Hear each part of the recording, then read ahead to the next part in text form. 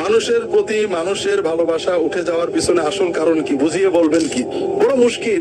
আসল কারণ তো খুব সোজা। মানুষ, প্রতিটি প্রাণী জন্মগ্রহণ করে প্রাণী হয়ে, মানুষ জন্মগ্রহণ করে মানুষ না হয়ে। বলিনি আপনাদের? অনেকবারই বলেছি, মনে আছে না?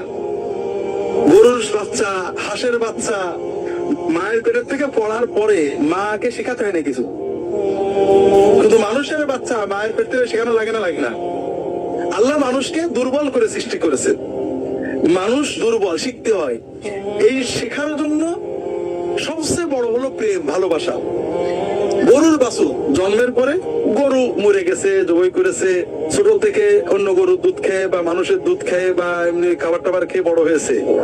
ওর গরুত্বের দায়িত্ব পালন করার জন্য। গরুত্বের দায়িত্ব কি? চাষ করা, নাঙল বাওয়া, দুধ দেওয়া ইত্যাদি।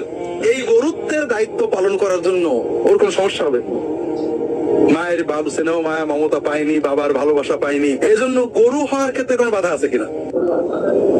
মানুষ জন্মের পরে মা নেই, বাবা নেই, এতিমখানায় অথবা কোন সেন্টারে দুধ টুধ খেয়ে মানুষ হয়েছে, মায়ের স্নেহ কি বোঝেনি, বাবার মমতা বুঝিনি।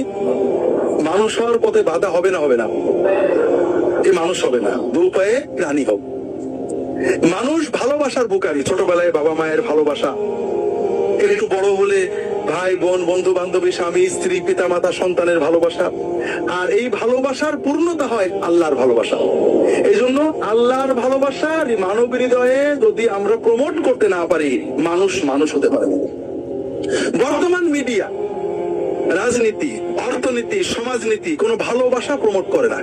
না সন্তানের ভালোবাসা, না মানুষের ভালোবাসা, না মানবতা, না ত্যাগ। সবকিছু ভোগ প্রমোট করে। আমাদের খেলা হত্যা করা, খুন করা, ধাক্কা মারা, গুলি করা, সব খেলা। আমাদের বিনোদন গুলি করা, মেরে ফেলা, ধাক্কা দেওয়া, উড়িয়ে দেওয়া। এখানে কোনো ত্যাগ নেই। আমাদের সিনেমাগুলো ত্যাগ শেখায় না। এখন ছোট ছোট মানুষ বুঝছে। আমি তুরস্কে ছিলাম, একজন আমাকে বললেন ছোট্ট ছোট্ট কিছু ভিডিও ক্লিপ তারা বানাচ্ছেন থাইল্যান্ডে, মালয়েশিয়ায়। একটা ছোট্ট ভিডিও ক্লিপ, আপনারা এগুলো দেখবেন না। আমাদের দেশের কোনো টেলিভিশন এটা দেখতে পাবেন না। টেলিভিশনে কি দেখবেন? আছে না নেই টেলিভিশনে?